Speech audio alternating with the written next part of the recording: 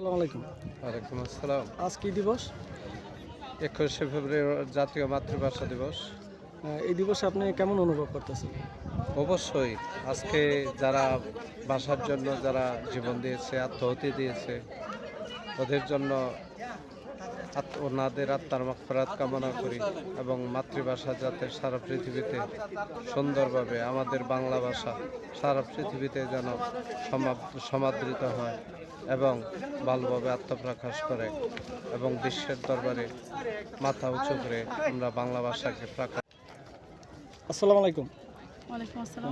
আজ কি দিবস বলতে পারেন? আজকে মহান 21শে ফেব্রুয়ারি আন্তর্জাতিক মাতৃভাষা দিবস। আপনি কেমন অনুভব করতেছেন? অনেক ভালো অনুভব করছি, যদিও আসলে আমরা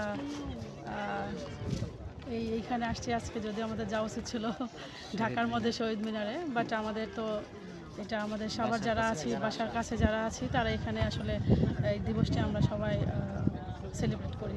আসসালামু আলাইকুম ভাই। জি, ওয়ালাইকুম আসসালাম। আজ কি দিবস? 21শে ফেব্রুয়ারি আন্তর্জাতিক মাতৃভাষা দিবস। এই দিবসটা আপনি কেমন অনুভব করতেছেন? আমি বাঙালি হিসাবে এই দিবসটাকে নিজের দিক থেকে যারা দেশ এবং দেশের স্বাধীনতা, সার্বভৌমত্ব এবং দেশের এই ভাষাকে সার্বভৌমত্বের জন্য, ভাষা রক্ষার জন্য যারা আন্দোলন করে নিহত হয়েছে, এই জন্য এই দিবসগুলোকে আমি সশ্রদ্ধ জানাচ্ছি। নতুন সরকার। আসসালামু আলাইকুম। ওয়ালাইকুম আসসালাম। আজ কি দিবস? আজকে মহান 21শে ফেব্রুয়ারি মাতৃভাষা দিবস।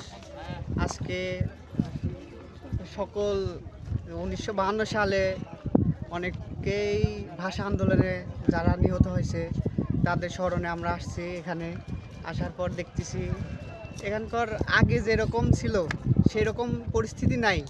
মানে সকাল ভোরে আসতাম, ফুল নিয়ে আসতাম, এই জায়গায় ফুল দেওয়ার কথা, আজকে একটা ফুলও নাই, এখানে একটা ফুলও নাই। ফুল যে দেব 10টার আগে গেট খুলে না, 10টার আগে গেট খোলা নাই। কোনো বড় বড় মানুষ যেগুলো এটা তো আছে, শহীদ মিনার না, এটা তো স্মৃতিসৌধ। স্মৃতিসৌধেও তো ফুল দেওয়ার কথা না, ফুল দেওয়ার কথা না, কেউ ফুল দিতে আসে না আজকে। এর আগেও